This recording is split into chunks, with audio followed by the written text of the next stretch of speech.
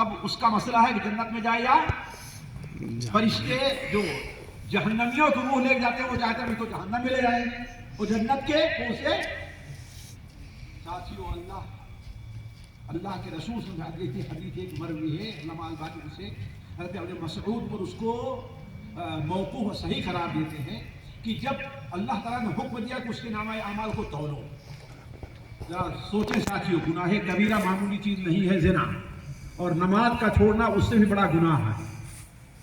زنا سے بڑا گناہ کیا ہے؟ چوری کرنے سے، شراب پینے سے بڑا گناہ کیا ہے؟ اس لیے کہ یہ گناہ جو ہے نا، اللہ کی بات نہ ماننا، کوئی جس نے منع کرے اس سے نہ رکنا، یہ حضرت آدم علیہ السلام کی غلطی ہے۔ اور عبادت میں کوتاہی کرنا کس کی غلطی ہے؟ ابلیس اور شیطان کی غلطی۔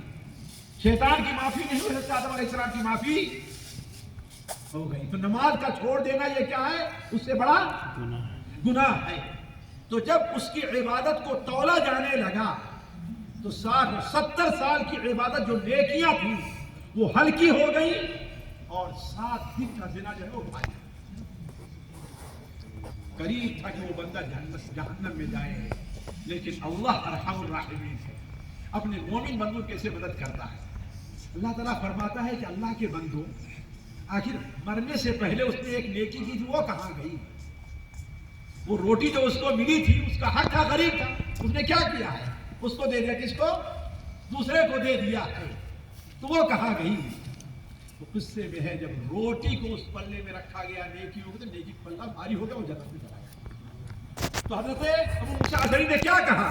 یا بنی اذکروا صاحب الرغیف، اے میرے بیٹو روٹی والوں کا قصہ یاد۔ اسی طریقے سے ساتھیوں، اللہ کی عبادت کے لیے قرآن مجید کی تلاوت بڑی اہم چیز، خصوصاً سورہ بقرہ، میرے عزیز سورہ بقرہ، اور سورہ بقرہ میں خصوصاً سورہ آیت الکرسی، اور قرآن مجید کے سورہ بقرہ کے آخر کی 2 آیتیں، اس لیے کہ نبی صلی اللہ علیہ وسلم کا فرمان ہے، جو بدری بیان کرتے ہیں، جو شخص سورہ بقرہ کے آخر کی 2 آیتیں پڑھے گا کفاتہ ہو، یا اس کے لیے کافی ہوگی، اللہ کی حفاظت اس کے ساتھ ہوگی۔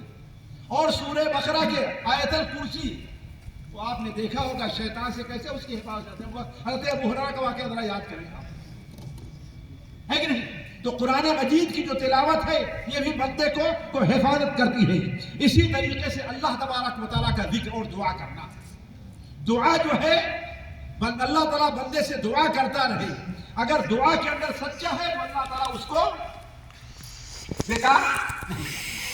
اسی طریقے سے آخری چیز ساتھیوں جو اللہ کی حفاظت کے لیے ہے، اختصار کے ساتھ یہ ہے کہ اللہ تعالیٰ کے راہ میں نکلنا، جہاد کے لیے نکلنا، اللہ کے راہ میں دعوت کے کام کے لیے نکلنا، اللہ تعالیٰ کے راستے میں کوئی آدمی اس کام کے لیے نکلے جسے اللہ نے علم حاصل کرنے کے لیے نکلی، جو اپنی راہ میں قرار دیا ہے، ان راستے بھی نکلنے والا اللہ تبارک و تعالیٰ کی عبادت میں رہا کرتا ہے۔ جیسا کہ بہت سی حدیثوں میں آیا ہے، مسند احمد کے اندر ایک حدیث ہے کہ اللہ کے رسول صلی اللہ علیہ وسلم ایک بادیہ کے علاقے کے صحابی آتے اور مسلمان ہو گئے۔